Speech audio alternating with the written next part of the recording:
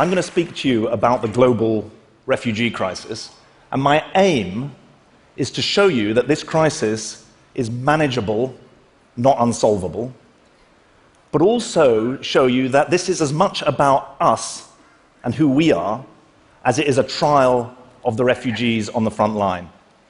For me, this is not just a professional obligation because I run an NGO supporting refugees and displaced people around the world. It's personal. I love this picture. That really handsome guy on the right, that's not me. That's my dad, Ralph, in London in 1940, with his father, Samuel. They were Jewish refugees from Belgium. They fled the day the Nazis invaded. And I love this picture too. It's a group of refugee children arriving in England in 1946 from Poland. And in the middle is my mother, Mariam. She was sent to start a new life in a new country on her own at the age of 12. I know this. If Britain had not admitted refugees in the 1940s, I certainly would not be here today. Yet 70 years on, the wheel has come full circle. The sound is of walls being built, vengeful political rhetoric, humanitarian values and principles on fire in the very countries that 70 years ago said never again to statelessness and hopelessness for the victims of war. Last year, every minute, 24 more people were displaced from their homes by conflict, violence, and persecution. Another chemical weapon attack in Syria, the Taliban on the rampage in Afghanistan. Girls driven from their school in northeast Nigeria by Boko Haram. These are not people moving to another country to get a better life. They're fleeing for their lives. It's a real tragedy that the world's most famous refugee can't come to speak to you here today. Many of you will know this picture. It shows the lifeless body of 5-year-old Aylan Kurdi, a Syrian refugee who died in the Mediterranean in 2015. He died alongside 3,700 others trying to get to Europe. The next year, 2016, 5,000 people died. It's too late for them. But it's not too late for millions of others. It's not too late for people like Frederick. I met him in the Nyarugusu refugee camp in Tanzania. He's from Burundi. He wanted to know where could he complete his studies. He'd done 11 years of schooling. He wanted a 12th year. He said to me, I pray that my days do not end here in this refugee camp. And it's not too late for Khaloud. Her parents were Palestinian refugees living in the Yarmouk refugee camp outside Damascus. She was born to refugee parents, and now she's a refugee herself in Lebanon. She's working for the International Rescue Committee to help other refugees.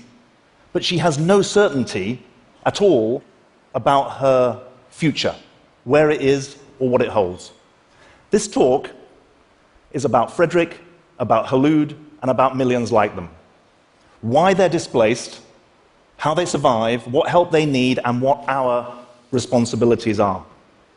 I truly believe this, that the biggest question in the 21st century concerns our duty to strangers. The future you is about your duties to strangers. You know better than anyone, the world is more connected than ever before. Yet the great danger is that we're consumed by our divisions. And there is no better test of that than how we treat refugees. Here are the facts. 65 million people displaced from their homes by violence and persecution last year. If it was a country, that would be the 21st largest country in the world. Most of those people, about 40 million, stay within their own home country. But 25 million are refugees. That means they cross a border into a neighboring state. Most of them are living in poor countries, relatively poor or lower middle-income countries, like Lebanon, where Khaloud is living. In Lebanon, 1 in 4 people is a refugee, a quarter of the whole population. And refugees stay for a long time. The average length of displacement is 10 years. I went to what was the world's largest refugee camp in eastern Kenya. It's called Dadaab. It was built in 1991-92 as a quote-unquote temporary camp for Somalis fleeing the civil war. I met Silo. And naively, I said to Silo, "Do you think you'll ever go home to Somalia?" And she said, "What do you mean, go home? I was born here." And then when I asked the camp management how many of the 330,000 people in that camp were born there, they gave me the answer: 100,000. That's what long-term displacement means. Now, the causes of this are deep. Weak states that can't support their own people, an international political system weaker than at any time since 1945, and differences over theology, governance, engagement with the outside world in significant parts of the Muslim world. Now, those are long-term, generational challenges. That's why I say that this refugee crisis is a trend and not a blip. And it's complex. And when you have big, large, long-term, complex problems, people think nothing can be done. When Pope Francis went to Lampedusa, off the coast of Italy in 2014, he accused all of us and the global population of what he called the globalization of indifference. It's a haunting phrase. It means that our hearts have turned to stone. Now, I don't know, you tell me, are you allowed to argue with the Pope, even at a TED conference? But I think it's not right. I think people do want to make a difference, but they just don't know whether there are any solutions to this crisis. And what I want to tell you today is that though the problems are real, the solutions are real too. Solution 1, these refugees need to get into work in the countries where they're living, and the countries where they're living need massive economic support. In Uganda in 2014, they did a study. 80% of refugees in the capital city, Kampala, needed no humanitarian aid because they were working, they were supported into work. Solution number 2, education for kids is a lifeline, not a luxury, when you're displaced for so long. Kids can bounce back when they're given the proper social, emotional support alongside literacy and numeracy. I've seen it for myself. But half of the world's refugee children of primary school age get no education at all, and 3/4 of secondary school age get no education at all. That's crazy. Solution number 3, most refugees are in urban areas, in cities, not in camps. What would you or I want if we were a refugee in a city? We'd want money to pay rent or buy clothes. That is the future of the humanitarian system, or a significant part of it. Give people cash so that you boost the power of refugees and actually you help the local economy. And there's a 4th solution too, that's controversial but needs to be talked about. The most vulnerable refugees need to be given a new start and a new life in a new country, including in the West. The numbers are relatively small, hundreds of thousands, not millions. But the symbolism is huge. Now is not the time to be banning refugees, as the Trump administration proposed. It's a time to be embracing people who are victims of terror. And remember,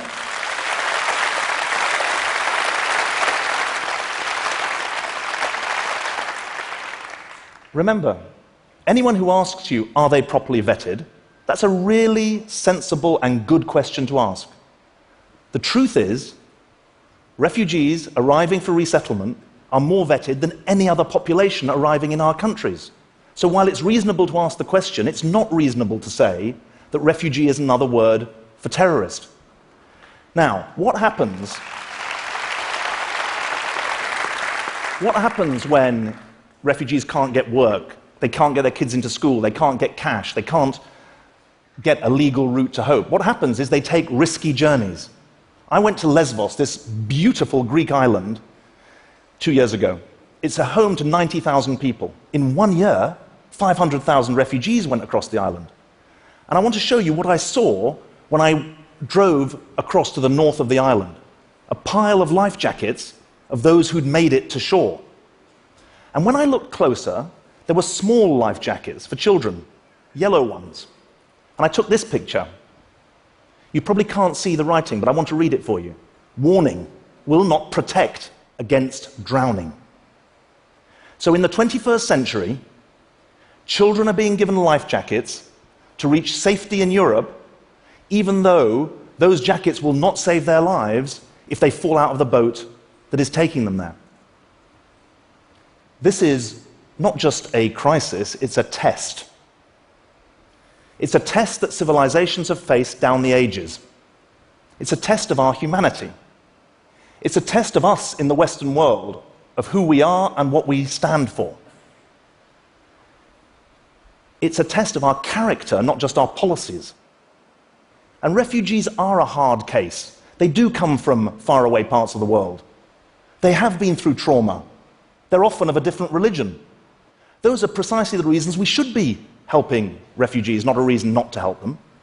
And it's a reason to help them because of what it says about us.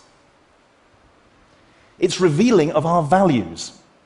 Empathy and altruism are two of the foundations of civilization. Turn that empathy and altruism into action, and we live out a basic moral credo. And in the modern world, we have no excuse. We can't say we don't know what's happening in Juba, South Sudan, or Aleppo, Syria. It's there, in our smartphone, in our hand. Ignorance is no excuse at all. Fail to help, and we show we have no moral compass at all. It's also revealing about whether we know our own history. The reason that refugees have rights around the world is because of extraordinary Western leadership by statesmen and women after the Second World War that became universal rights. Trash the protections of refugees, and we trash our own history. This is also revealing about the power of democracy as a refuge from dictatorship. How many politicians have you heard say, "We believe in the power of our example, not the example of our power"? What they mean is what we stand for is more important than the bombs we drop. Refugees seeking sanctuary have seen the West as a source of hope and a place of haven. Russians, Iranians, Chinese, Eritreans, Cubans, they've come to the West for safety. We throw that away at our peril. And there's one other thing it reveals about us, whether we have any humility for our own mistakes. I'm not one of these people who believes that all the problems in the world are caused by the West. They're not. But when we make mistakes, we should recognize it. It's not an accident that the country which has taken more refugees than any other, the United States, has taken more refugees from Vietnam than any other country. It speaks to the history. But there's more recent history in Iraq, in Afghanistan. You can't make up for foreign policy errors by humanitarian action. But when you break something, you have a duty to try to help repair it. And that's our duty now. Do you remember at the beginning of the talk, I said I wanted to explain that the refugee crisis was manageable, not insoluble? That's true. I want you to think in a new way, but I also want you to do things. If you're an employer, hire refugees. If you're persuaded by the arguments, take on the myths when family or friends or workmates repeat them. If you've got money, give it to charities that make a difference for refugees around the world. If you're a citizen, vote for politicians who will put into practice the solutions that I've talked about. The duty to strangers shows itself in small ways and big, prosaic and heroic. In 1942, my aunt and my grandmother were living in Brussels under German occupation. They received a summons from the Nazi authorities to go to Brussels railway station. My grandmother immediately thought something was amiss. She pleaded with her relatives not to go to Brussels railway station. Her relatives said to her, if we don't go, if we don't do what we're told, then we're going to be in trouble. You can guess what happened to the relatives who went to Brussels railway station. They were never seen again. But my grandmother and my aunt, they went to a small village south of Brussels where they'd been on holiday in the decade before. And they presented themselves at the house of the local farmer, a Catholic farmer called Monsieur Maurice. And they asked him to take them in. And he did. And by the end of the war, 17 Jews, I was told, were living in that village. And when I was a teenager, I asked my aunt, can you take me to meet Monsieur Maurice? And she said, yeah, I can. He's still alive. Let's go and see him. And so it must have been 83, 84, we went to see him. And I suppose, like only a teenager could, when I met him, he was this white-haired gentleman. I said to him, why did you do it? Why did you take that risk? And he looked at me and he shrugged and he said in French, on doit, one must. It was innate in him. It was natural. And my point to you is it should be a natural and innate in us too. Tell yourself, this refugee crisis is manageable, not unsolvable, and each one of us has a personal responsibility to help make it so. Because this is about the rescue of us and our values, as well as the rescue of refugees and their lives. Thank you very much indeed. Thank you. Thank you. Thanks very much. David, thank you. Thank you. Those are strong suggestions, and your call for individual responsibility is very strong as well. But I'm troubled by one thought, and it's this. You mentioned, and these are your words, extraordinary Western leadership, which led 60-something years ago to the whole discussion about human rights, to the conventions on refugees, etc., etc. That leadership happened after a big trauma and happened in a consensual political space. And now we are in a divisive political space. Actually, refugees have become one of the divisive issues. So where will leadership come from today? Well, I think that you're right to say that the leadership forged in war has a different temper and a different tempo and a different outlook than leadership forged in peace. And so my answer would be the leadership has got to come from below, not from above. I mean, a recurring theme of the conference this week has been about the democratization of power. And we've got to preserve our own democracies, but we've got to also activate our own democracies. And when people say to me, there's a backlash against refugees, what I say to them is, no, there's a polarization. And at the moment, those who are fearful are making more noise than those who are proud. And so my answer to your question is that we will sponsor and encourage and give confidence to leadership when we mobilize ourselves. And I think that when you are in a position of looking for leadership, you have to look inside and mobilize in your own community to try to create the conditions for a different kind of settlement. Thank you, David. Thanks for coming to TED.